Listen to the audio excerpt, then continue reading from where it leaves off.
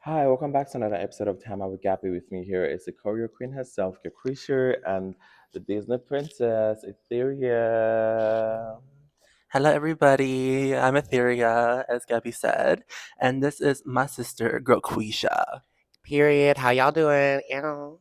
Thank you for being on my show. I know it's really crazy outside, but yeah, you still made time to come out to do this and support local. Mhm. How's your day? How's it going? Oh, it's good. Just first of all, I want to say thank you for having us. It's a bit chilly, but we made it It's a bit here chilly, in yeah? one piece, and we're ready to get warmed up with a little bit of tea. So, Right. We Yes. got our teams over here. Anywho, who do I start with now? Let's Mhm. start with Girl Creature. okay. Um, can you talk about how you got your drag name? How I got my drag name. Mm-hmm. All right. So when I first started in drag, I was watching, I think, like season 7 of RuPaul's Drag Race and stuff like that, and that's when I really first got like my exposure to like the fact there was like such a big community of drag queens and such. So when I first started looking at other drag queens actually performing in real life, Mm-hmm. I was seeing that a lot of the ones that were successful were very generic and a lot of times white. So I gave myself a very Caucasian name to blend Mm-hmm. in. And then I realized after like about half a year of doing that that I really want to be myself and I would rather represent for the black woman and the stereotypical one at that too, Mm-hmm. because it's like, why should I hide a part of me trying to be Yeah. someone I'm not when I can benefit and profit off of who I am Black authentically? people? Honey, you better say it. the yes. She said yes.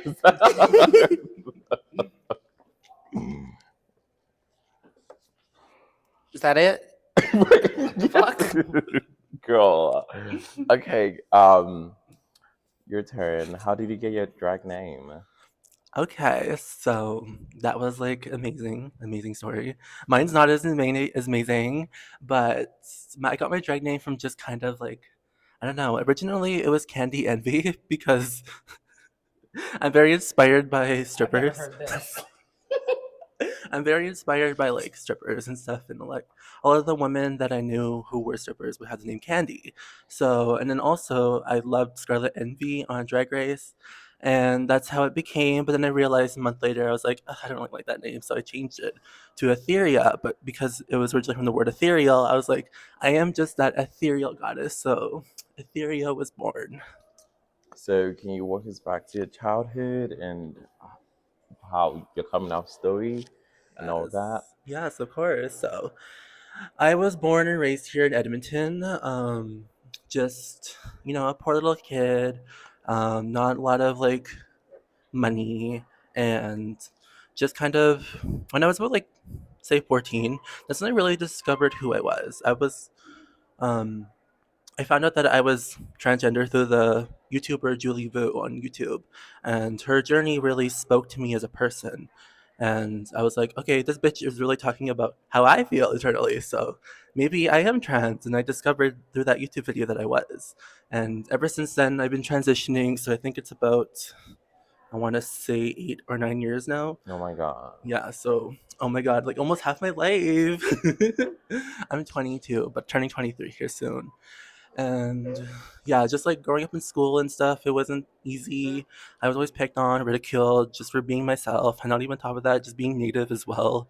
So it's been really struggling, like a really big struggle. But honestly, I'd rather live as myself authentically than hide in shame. How about you, Gurlquishaa? Like, what's your coming out story? How did your family take you when you came out to them? And how's it going? Um, I never really came out to my family members. My mom knows that I'm trans and she supports me, but my dad's side of the family was very not accepting of pretty much not even just my gender identity or sexuality or femininity. it felt like almost every choice I was doing was something that my father was against. And Yeah. it got to a point where I ran away from my family at 15 years old. And I never really came out to anyone. And I started, doing drag online and, trying to find a tribe with people. And um, I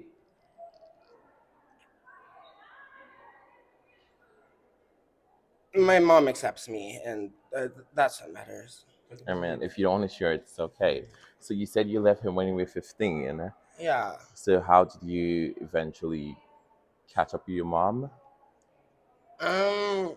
Yeah. It was a difficult process because my father got custody of me when I was 6 years old, and he was my mom. Up until that point, my mom raised me to trust everyone and to see the good in people, and that made it really easy for someone sick like my father to take advantage of me. But when I finally ran away from him, I was expecting my mom to be, the same old happy mother she was when my dad got custody of me. But she was very different because losing custody of me, I was her only child, caused her a lot of depression. Yeah. And um, basically, my mom was almost just like a stereotypical Disney princess type of very naive, very sweet, very optimistic. But then when I ran away to her, she was very hostile, very angry, very negative, and it would get to points where sometimes I wouldn't recognize who she was. So it is a process, but I've just learned to try to rely on, my queer family and my sisters, like Etherea and my other members of the RGGs. I feel like chosen family has always been a more reliable source of love Yeah. than blood family sometimes. So you said you started doing drag online. What year was that? When did I start doing drag online? Well, the first time I ever started doing drag online was probably right after I first started doing drag period, which was I think on Halloween like 2017 or 2018 sort Oh of my vibes. god. I went to school dressed up as a Playboy bunny. But I couldn't fully wear the bodysuit because I would have got dress coded, so I had to wear it with these ugly ass shorts, child. Ugh. Um, and that was like, yeah, late 2017, early 2018. That's when I got my Hmm. start online. When did you finish high school? I, what? That's a bold thing for you to assume I've done. Oh, my bad then. I just assumed. My bad. She thinks I'm educated. Her. I mean, like it's a.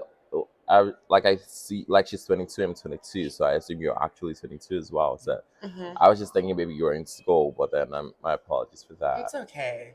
So it's been 2019, 20, 21, 22, 23, 24, 6 or 7 years now you've been doing drag.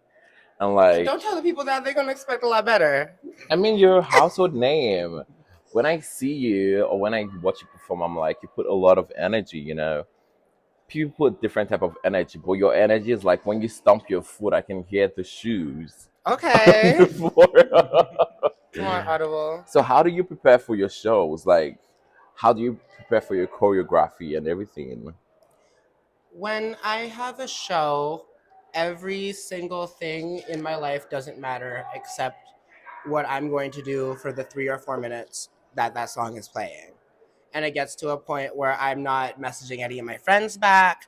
I won't message my family members back. I will ignore everyone. People will try to talk to me. Ugh, the worst is when people try to hang out with me the day of a show or the day before. I will literally, it's like I'm fully Bridezilla. No, because I'm in love with Gurlquishaa. She is like my baby, and she's like the first way that I really ever felt like I was able to love myself. You know what I Yeah. mean? And I always want my drag to be quality, or at least up to my standards. So I just make sure that I am constantly working hard and every day up until the show, if I don't feel passionate and if I don't feel like working on it every day, then cut it. It's not happening. We're doing something Oh, else. No, legitimately, because I just see other performers, and what started made me want to get into drag is, I see a lot of white mediocrity, and I'm like, well, I need to replace some of that shit with some black excellence. right. No, I'm not even fucking joking with you, because it's like a lot of times you got to work hard to get to where you need to be, and when you Yeah. are a person of color, that statement is true regardless. Whereas some people kind of just like, I don't know. I see some people just kind of doing drag for fun and just like having fun. I mean, like, yeah, you should have fun or whatever, but is the audience having fun? You know what True. I mean? And I perform not for myself. I perform so that everybody who's watching me in the crowd can pick up on a good vibe, and so that's why I do like prepare very hard. That is correct. I feel the same way actually. Like lately, you see people who just throw on a wig, put Mm. up a lipstick. Oh, I can paint. I'm a drag queen. I'm Mm. like, okay, honey. That's one aspect of it. You get on stage and they're like looking confused. I'm like, well, I'm no judge, but honey, it is what it is. It is what it How is. about you, Gurlquishaa? You want to talk about your drag story? Me? You mean? Yeah. This is Goku. Sorry, I'm like, Etherea. bitch, I'm mentally ill. I didn't know I had that many personalities appearing at the stage. Like, damn. Etherea. It's Gurlquishaa number 2 at the table. So what was the question again? You want to talk about your drag story? Yes. Okay. So I originally started doing drag, I would say, around the same time as Gurlquishaa. Did it at home. I was a bedroom queen originally, as much as I don't want to admit it. But yeah, I started in 2017 ish, painting my face and getting 301s just for the hell of it. And 2018 is when I really was like, okay, bitch, you gotta step up your game and actually like start investing in it. So I started investing in it, and the next year after that, I had my first show in June of 2019, so Pride Month. And since then, I feel like I've grown so much as a performer, and like just I don't know. I really enjoy doing drag, and just like Oquisha says, like every time when I'm performing for a number, like I need time alone to kind of focus on what I'm doing. It usually takes me about like a week or two to kind of get everything together. And when I choose my numbers, I like always make sure to always give my 100%. I never want to choose a number and be like, okay, well I'm just gonna do this because I'm booked and I just want to do it because it's easy, you know? I always want to put some thought into my numbers. And so I take that time aside from like work and then get to work on my wigs and like my outfits and everything. I pretty much do everything by myself. And I know one of the queens said I had some pretty dry looking wigs, but I promise that's not going to happen for much longer. Who said that? I mean, I can um, guess who said that. Kobe um, Dragger. should I say it? Should I? Nah. When we out of the You prolonged it. I'll camera. do it. Yeah, no, Well, out of I the prolonged it too much. But like, if you go watch the roast for the All Winners season for Pachantita, you'll see it. Okay. Okay. Click the link. Just And now you evolved to having your own drag show. How did that come about? So just kind of recently, I have been doing my own shows just because I feel like my talent hasn't been really appreciated or looked at or acknowledged. So I've kind of just taken it on myself to book these shows, and I'm literally putting hundreds of dollars into these shows to produce myself to use these venues and kind of perform because that's like what I love doing is performing. And if I have to spend money on it, I will just because I feel like my art is literally meant to represent the people that I'm representing, which is indigenous people and all the struggles that Yeah. we go through. So I do not mind spending hundreds of dollars on a venue just to perform. And like even if 7 people show up, those 7 people are blessed by me. Just kidding. How do you select your cast? So I kind of like to focus more on like people that I know that don't really get booked and I know that are very talented. So for the RGG show, we decided to do our house just because we haven't really done a show together. But it sounds like it might be a rotation show, so I'm hoping to bring on some special guests. And I really wanted you to come on the show, Yeah, but you you were. wanted me last time, but like I was booked and I didn't want to Mhm. double book myself. I saw Dana did that already. I'm like, Yes. Huh? crazy. Yeah, she's Right. crazy. Honey, one thing I try to stay off is drama, you know. So I'm like, I don't want to go, and people are like, "Oh, you're late to my show. You did it," you know. Yeah, So you you Yeah, never heard know. that. yeah, yeah. But maybe And next one. right, fingers crossed. Is this turned off? No, it's not. Never mind. Never mind. Turn it off. No, it's still on. It's still on. It's still on. um. So, what would you say your favorite performances? Like of mine. Yeah. Um. So I performed this number quite a bit, but it's my favorite number. It's called "I Got a Boy" by Girls' Generation. It's a K-pop song, and the Yes. choreo to that song is just absolutely amazing. So I learned it all, performed in it, and because of my overconfidence performing that number, because I'm so Mhm. good at it, I ended up breaking my wrist in Yellowknife. Oh my God! Yeah, I Wait, that was the remember. song? Yes. Oh my god. How did you break your wrist? So Not we. even your ankle. That is my biggest fear. That's why at times I don't wear Oh, shoes. God. I'm like, I don't give. It was so painful. It was so painful. I will tell you right now. So when I was performing in Yellowknife, this was about the time when we were part of the Indigenous House, but we've changed. Um, I was booked out there with some Brew girls known as like some Rue girls like Shelazon LaRue and Tainomi Banks and a few other people from Canada. And we were performing at this venue called On the Rocks something, and it got shut down because it was raining and it was really smoky. So we were just like, you know what, we're not going to end the night right here. So we went to this bar called The Raven, and thankfully, because I have a good connection up there, I got us that show, and it was me, Shelazon, and Cedar Tea, all Indigenous representatives, and we all performed, and I was the first one up. And I didn't realize how I didn't realize how wet the floor was from alcohol. Oh my God. And then I do my number where I'm doing this. And then like I walk backwards and then like I fall backwards and like break Oh my my God. wrist like this. And it was so painful. So It's not funny, but why do I want to laugh? you want to laugh at my expense. Because we're Just kidding. sisters. I'm Yeah, sorry. yeah. Sorry about that, honey. Yeah, it's horrible. Yeah. I'm glad that it's It's okay recovered though. well. It's okay though. It's Now it's recovered better. good. Yeah, there's a scar. I don't know if you can see it, but there's a huge scar right there Can I see? and right there. I had to get surgery, and now I have a metal plate in there. Oh my So every God. time I travel, You have a what? a metal plate. Oh my God. So now every time I travel, I will always ding off the security thing, and I am not dealing with that. The last they time I gonna did, take it it was like off? 30 minutes. Are they gonna take it off? No, it can't. It's going to be permanent. Oh my God. I broke 4 bones. I broke my 2 large bones and 2 hand bones. Yeah, I don't like anything blood, anything accident or whatever. I'm so Anything sorry. accident. Yeah, that's Yeah. why I take precautions, right? If I know I'm gonna do something really heavy, Mhm. I'm not gonna wear shoes, honey, because I Yeah. know I'm comfortable with my feet. I don't care what people say. Oh, you're classless or whatever, honey. I would go there with my feet.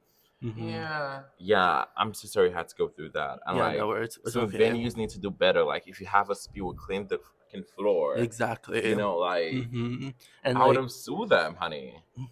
well, I mean, I could. Right. Because now but you have a fucking plate in your hand. I mean, metal. technically, I could sue them just because they said they didn't even have a first aid kit in their business. So, What the hell? Yeah, but Not even the Hello Kitty band-aids? Nope. Girl, damn. I had literally had to. Bastards. Like Tainomi was there, and I had to ask her. I was like, "Girl, call 911," because I was like screaming in pain because my wrist was just like this, and like Oh I my thought I was gonna die. But it's all good now. Everything's good. They're gonna book me again next year though. So Right. Oh, let's hope you survive that. So speaking of the indie house, that's what they call it? Indigi House. Indie house. Um, why and how did that change come about? Because I know there's a change. yeah, so I really can't get into it like the logistics of it too much because a lot of it is legal reasons. I will say though we have changed over our management, and that meant the removal of a director that we had, and we decided to rename ourselves 1+1=2S because we're all Two-Spirit Indigenous drag performers, and we believe that the name change will also bring us good luck, and like kind of start over and rebuild connections and also build new connections. And that's pretty much all I have to say about it. I wish I could talk more about it, but not for a while. Unfortunately, it's just there's a lot. Who are That the NDA clears, girl. Yeah, until the NDA who clears. are the, who are the members of the 1+1 2S? So there's me. We're a nonprofit organization now. So I am the vice chair. Just Glue is the chair, and Misty Lux is our secretary.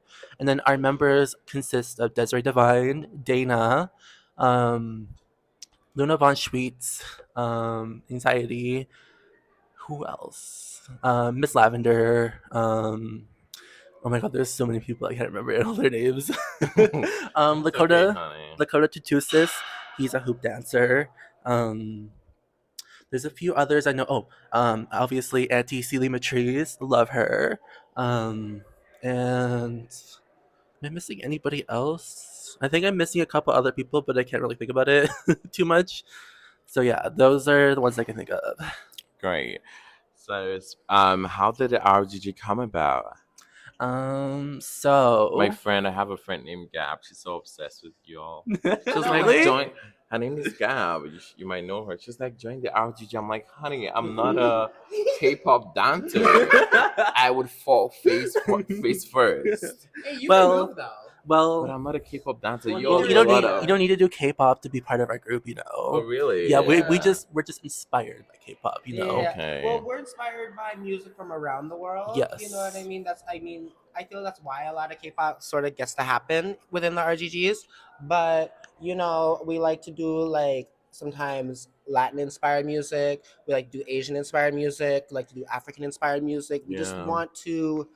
um want to show our talents without having to, what's the word? Like, I just feel like a lot of times with certain drag artists, or not even, I feel like a lot of drag artists, when take a talented girl that's maybe doing a song that maybe people don't know, or a song that's not in their native language, Mhm. and then you take a girl that's doing a song, maybe she's doing a song that everybody knows, but maybe she's not as talented. They're gonna make the same amount of tips, and they're gonna get the same amount of exposure, and this, that. And I personally just think it should be just about talent, and our talent should speak for ourselves. So that's why we like to do music from around the world. You know what I mean? That's great. There was a time I wanted to do it with you, and I was like, "What the hell is Gurlquishaa?" I was texting you. She texted you. She called you. She said she was going to the market. Of course. Remember? Yes, I I remember was like, that. "Where is Gurlquishaa?" But then I thought I can't do a duet with some people, so I'm like, Yeah. "Okay, I'd rather just go and do my thing." Mhm. Yeah. And yeah, I mean, like y'all are talented. I would love to join because Yes. I've always envisioned doing like a music video Mhm. with just dance, right? Because Mhm. Yeah. I was gonna do the song by Cardi and Megan, the new one. Bongos. Yes. Okay. I was gonna do that with you, yeah. But then, yeah, it is what it is. I mean, I'm still down to do it. Like we could just do like a YouTube video or something, or like an IG video, right? So Yes. yeah, Yeah. whenever you No, free, we would yeah. always love to work with you because a lot of times in this community, there's a lot of collabs, but like that's just really like what is important. That's Yeah. true. So I kind of want to talk a bit more about it. Like, so the RGGs, we kind of just found ourselves calling ourselves that because we noticed that we were kind of like a friend group, you know, kind of how like Carnival of Cunt is, right? They're all friends, and like we're all friends. Sorry, I clear my throat. And like And backpack yeah, and our group is predominantly all BIPOC artists, and we would like to keep that going. Yeah. So having you join would be awesome, Right. and like just Or all the even just talent. work with you, like for real. Like, Yeah. I've been dying to do a number with you for like since you started. No, for real. Okay, Gurlquishaa. I'm very like So socially. mother. No, I'm a very socially anxious person, but I swear to God, like, I got you, boo. Like, let's get something popping.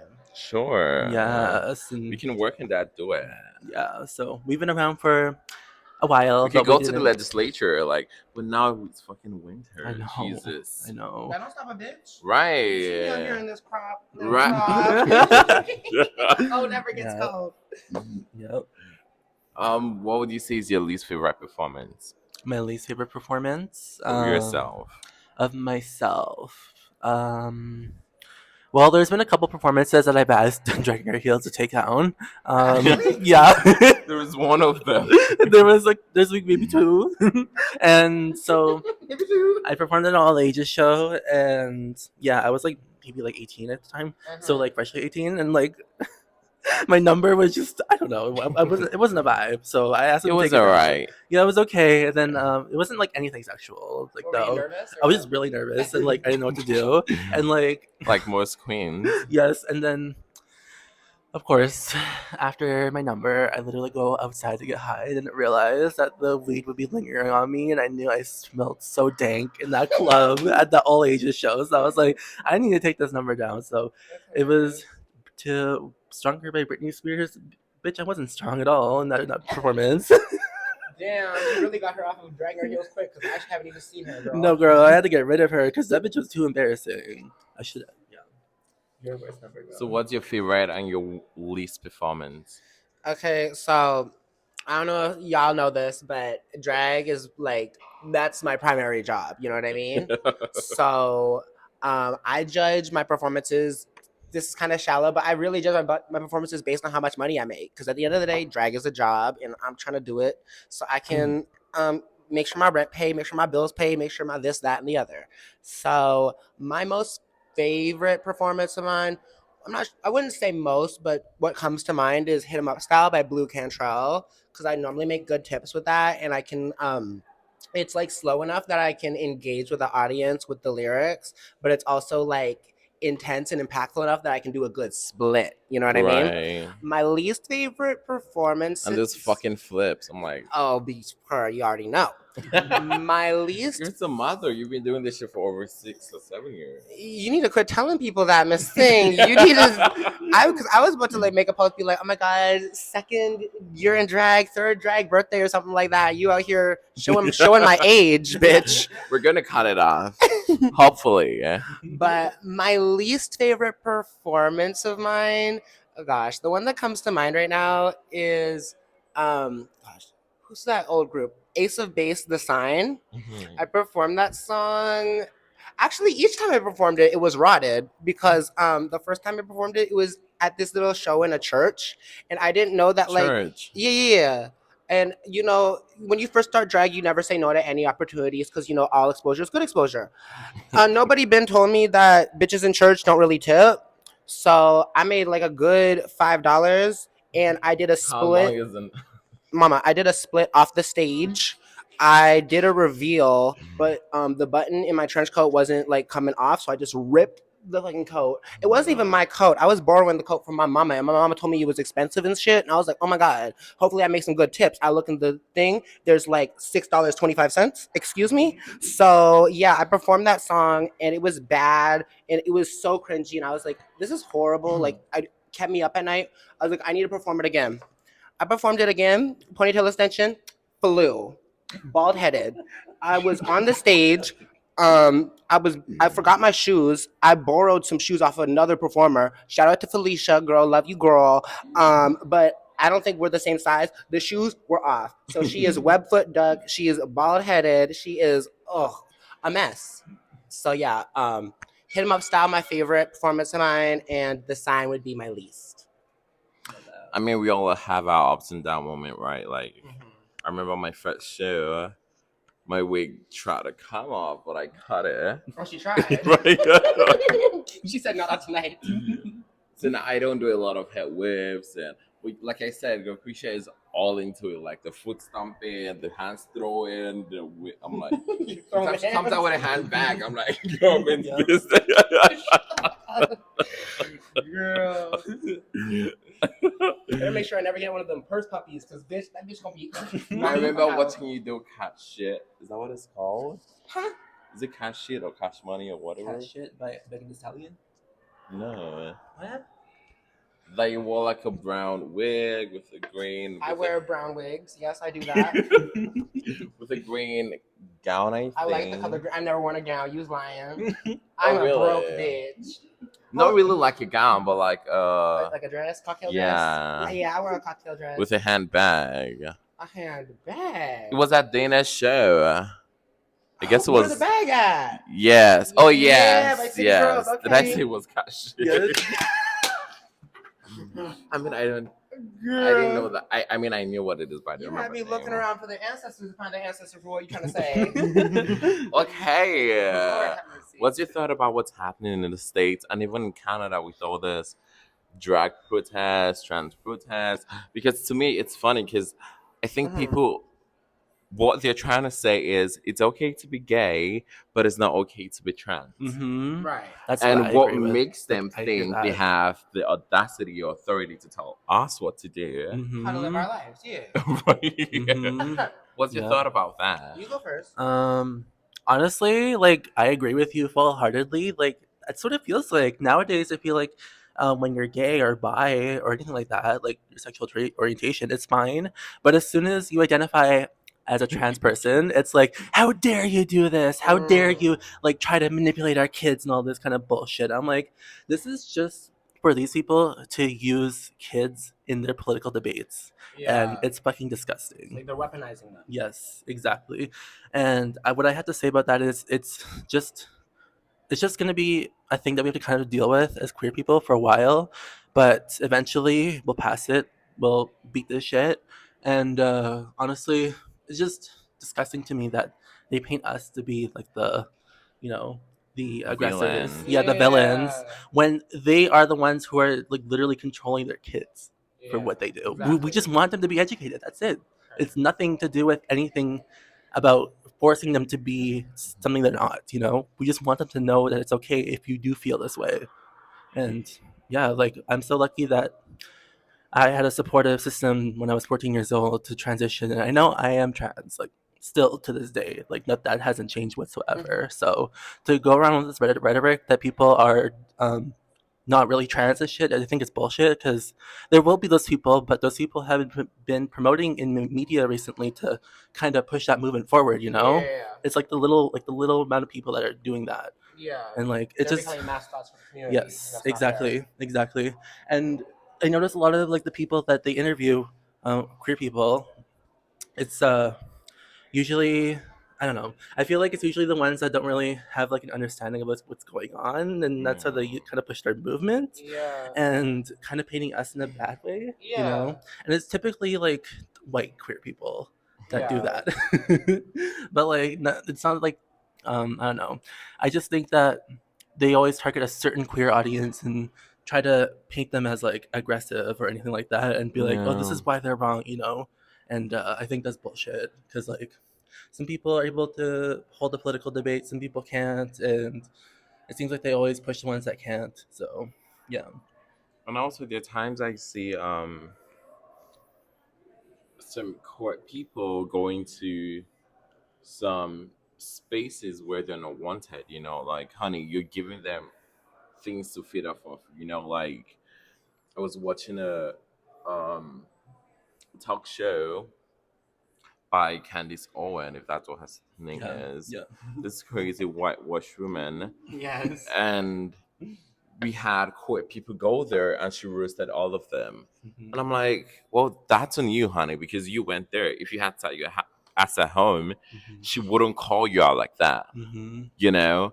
But I just hope queer people stay safe and Hmm. try to avoid spaces they don't want it, because I mean, it's just like when I drive and I see someone trying to cross the road without Hmm. waiting for me to slow down or stop. Honey, I'm gonna hit you, and you will Hmm. never walk for the rest of your life. I Hmm. mean, yes, you have the right of way to cross, Yep. but if you don't see my car stopping, your common sense should tell you to stop. Yeah. But some Hmm. people still try to go into the road, so it's just like where people going doing the same thing. You're trying to go in dangerous Yep. way without Yeah. thinking of the Yep. consequences. That's what I'm And you saying. True. come out, I'm like, oh my god, I was abused. I was this, I was that. Hmm. That's why at times I try to stay home. Like, even Hmm. when I go to spaces, I'm passing and all that. I'm like, honey, I don't feel comfortable here. Like, I need to Yeah. Yeah. leave.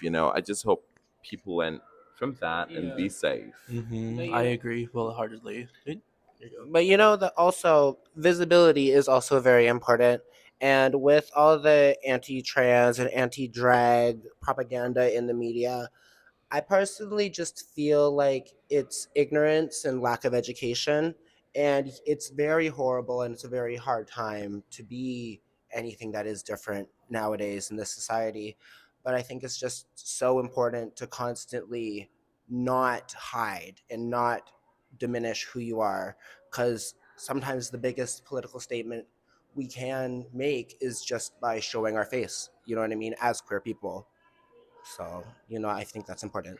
Yeah, I mean that's right, but like, yeah, I commend people who are literally in the forefront of always going to protest and doing all those things because I can't, honey. Yeah. I can Agreed. run. If people bring out gun, where do I want to run Yeah, no, to? for real. Yeah, But yeah, it is what it is. exactly. Yeah. So do you have any upcoming shows?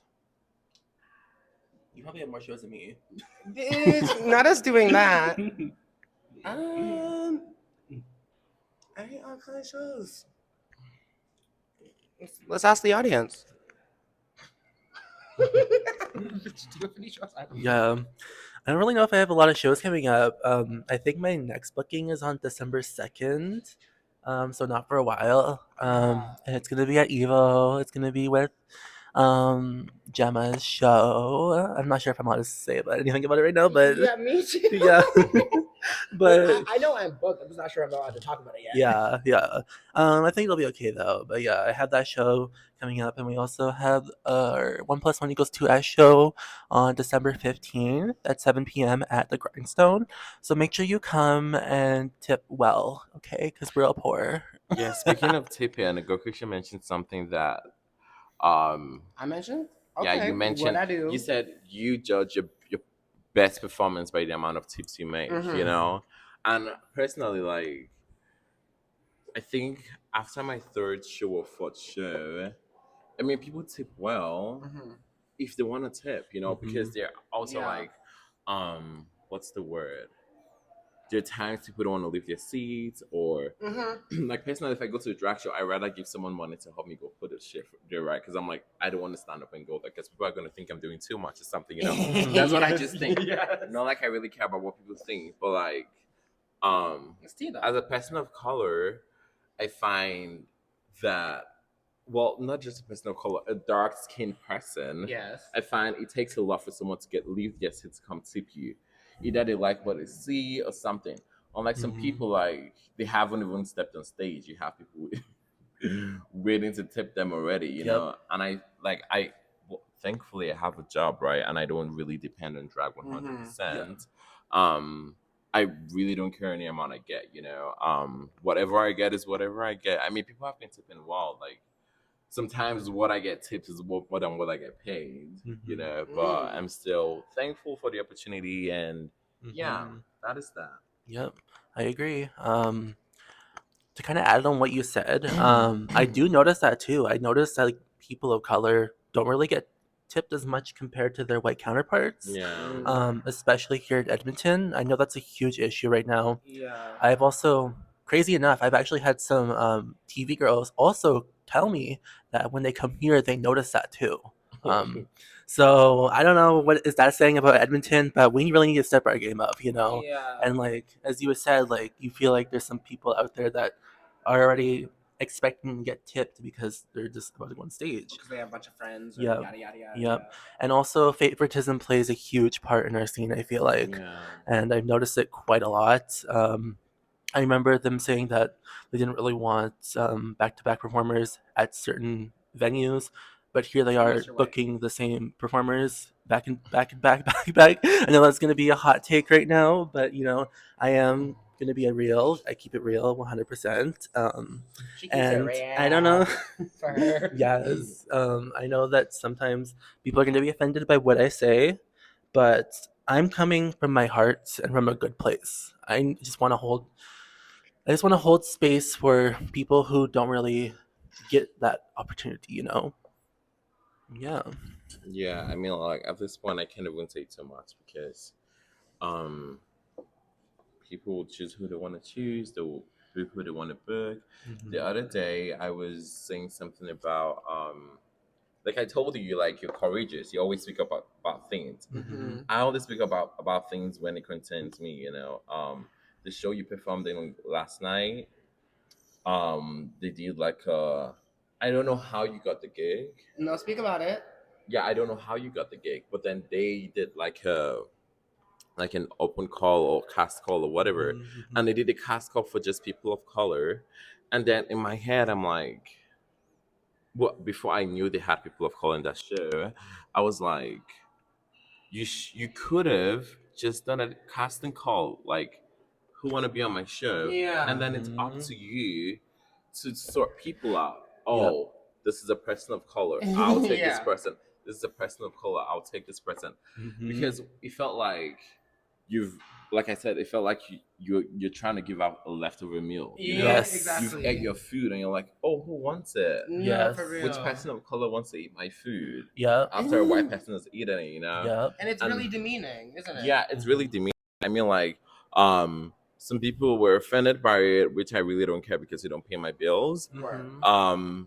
And some other people are like, oh, we have people of color on the show. And I was like, oh, so why do we want more people of color? Because some people on that show, or rather the people who were hosting the shows, have other shows with no people of color in it. Mhm. Yeah. So what makes you think this particular show is the right one to have 1 million people of color? Yeah. Then someone told me it's a volunteer, It's charity. a charity. I was like, oh, that makes sense. We only need you when we need charitable workers. We don't need you when we need to pay you. You know, it was a bit demeaning, and I'm like, yeah. at this point, I was doing drag at first to make money. I was like, oh, there's no money in this shit. I was like, okay, I'll do it for fun. And then now I'm like, why should I even bother when my life is literally drag, you know? No, true. So, yeah. And, you know, it's a very common experience. It's a very common moment. You know, if a show, if the dolls aren't getting paid, girl, that cast let's is get gonna black people. that cast is gonna change 5 different times. And I have 2 things to say about that situation. So I was obviously in that show last night. I was booked by Tilda. Shout out to them. They started doing drag around the same time as me, so I have a lot of respect for them. The second thing I will say is every black person in that cast dropped out, except me. Yeah, I noticed someone who told me they were on the show dropped out as well. Like this, there seems Was to it be. because of what I said? Probably. Hopefully, That's a good thing, though. making change. Mhm. I mean, I didn't mean it that way. No, I feel like honestly, people were gonna drop anyways because, well, like you said, if it's charity, other people will realize, oh shit, well I actually have work. Oh shit, well I actually have this to do, X, Y, and Z, and they're realizing, well, if I'm not making money out of it, well then it's not really a priority. So a lot of True. people do drop shows that don't have a fixed income. Yeah. You know. I know I did. I worked with the court in March or April, I don't remember when. And they did the same cast call, but you didn't see them do a cast call for white people and a cast call for people of color. And I'm like, It's insane. if you guys want to book people like Pepe, Onika, Giselle, Atasia, Melinda, you message them. You know, you don't do this thing you're doing Yeah. by doing a cast call for people of color. Mhm. So because it's not those top names, you felt it was great to Yeah. what's it called? Do that. Yeah. I mean, it was a bit crazy. And someone told me, oh, why don't you message Tilda? I was like, first of all, I stopped talking to Tilda a long time ago. And secondly, if I tell Tilda this, someone else is gonna do it. I'm no police, honey. I can't go to everyone to tell them you have to stop, you have to stop, you have to stop. No, you don't tell Yeah. adults what to do. Exactly, especially grown people. Exactly. Yeah. Mhm. Yeah. Just kind of add to that, it just feels like we're only good enough as POC performers when it comes to volunteering. And like, no, we deserve to get paid as well. We're not the help. Literally, literally The though. people of color dropped on that show. No, just every black person. Oh my god. Well, I was like, yeah, because I heard about, you know, there was a situation about you speaking out again about a show, and I was like, oh, that's interesting. The next thing you know, Tilda up in my DM being like, hey, I'd love to have you be part of the show, and then I'm added to the show, and then I see, oh, there's like everybody and their mama up in here. Exactly. You like you have people already. What do you need? There's yeah, exactly. Well, yeah, well. That's partially also why I don't do volunteer shows. It's just I don't like to give my time away for free all the time, just Right. because I do have a full-time job. And to speak on that, if I'm getting paid, absolutely would love that. But say if it was like a show I did. So what we did for my show was we did a fundraiser, but I still wanted to pay the performers. So we took a portion of the ticket sales per performers and also the fundraiser. Yeah, yeah. So, and also, I don't ever expect someone to give their time away for free, drag is hard on our bodies. Like it's really hard and to Yeah. get ready too, like 3 hours, 4 hours, whoever how long it takes, and it feels like a kind of like a slap in the face. Like I know it's like helping community at the end of the day, but there's also a way that you can support Right. your performers as well, and I want to make that very clear. Yeah. And I know like I that's why I don't ever do court shows. It's like it's too much volunteer work for me to do, and I've have a situation with them that they kind of need to address from like years ago. I mean, I But worked with them in March. It was cool, but then for once in my life, I felt like I I wouldn't want to use the word bully because bully is a really strong word. I yeah, felt like I wasn't Why is it? myself. Why is bully a strong word? Because all that the definition of the word bully just means an abuse of power. yeah. So, do you think that somebody was in a position of power and they were kind of taking advantage of or abusing it? Then they were Well, they bullies. didn't have the power to abuse in the first place. Oh, So, okay. Perfect. You would have put them in their like, place. I remember someone who was in a group with me would always talk to me out of the show. Oh, have you learned this? In front of people. Oh, she doesn't know the song. Oh, have you learned the number?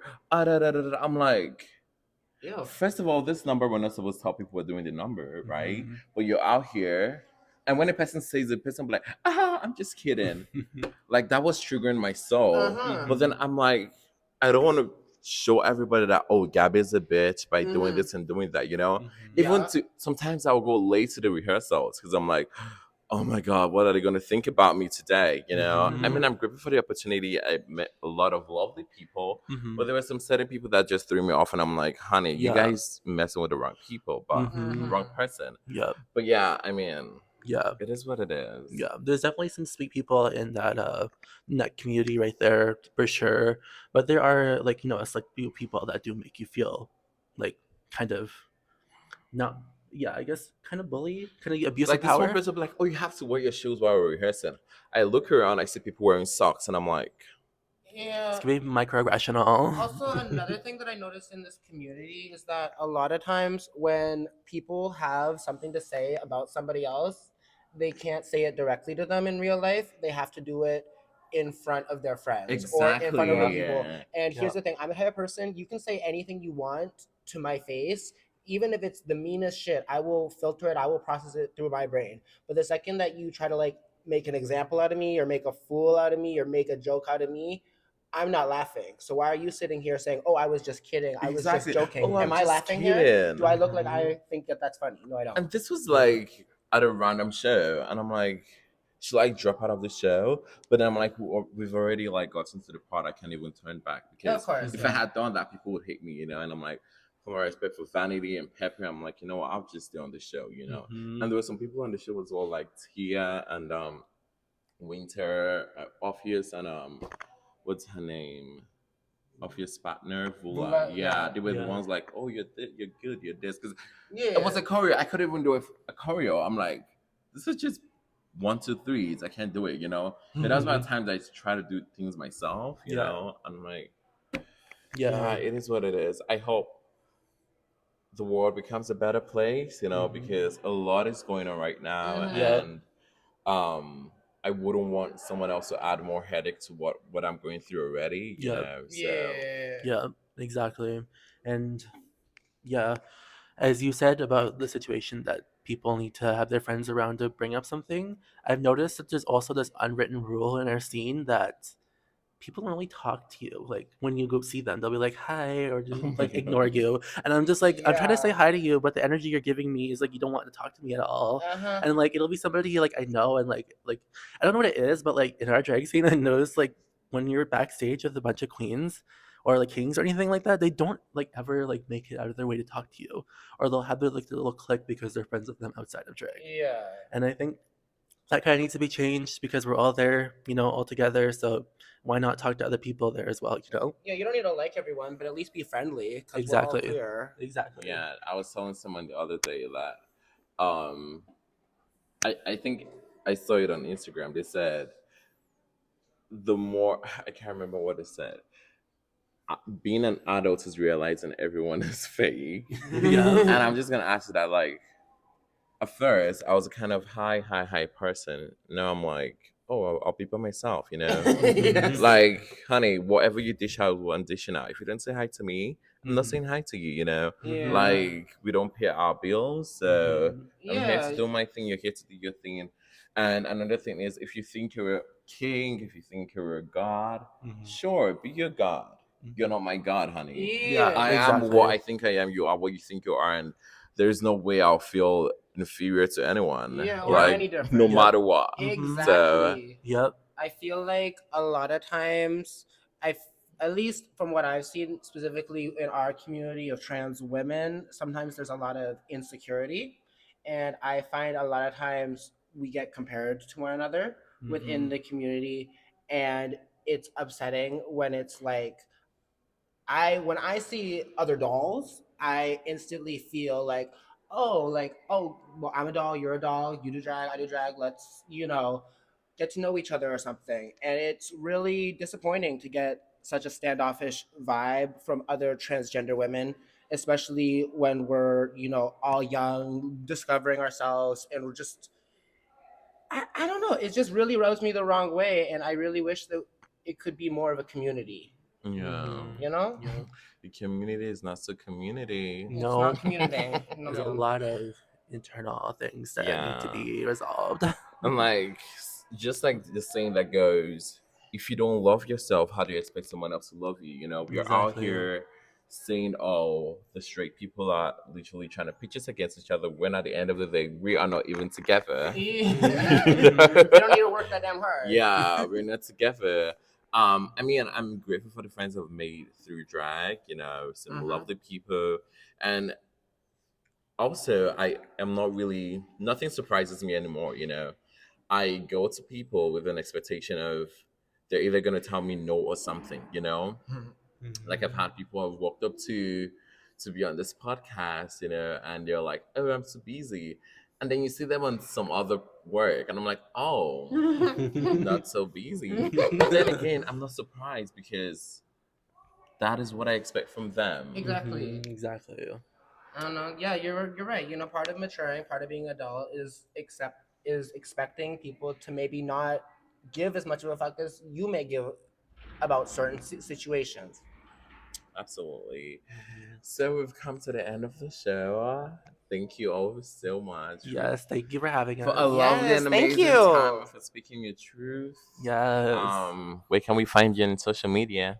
You can find me at Etherea Drag, Etherea Drag. And you can find me on TikTok at Gurlquishaa, Gurlquishaa. And if you want to find me on Instagram, it's the same thing but an extra A at the end. Okay. Yep, and you can also follow the RGGs at the.rgg with a Z at the end. Watch out for the new member. Mm-hmm. Yes. Have a good one. Bye.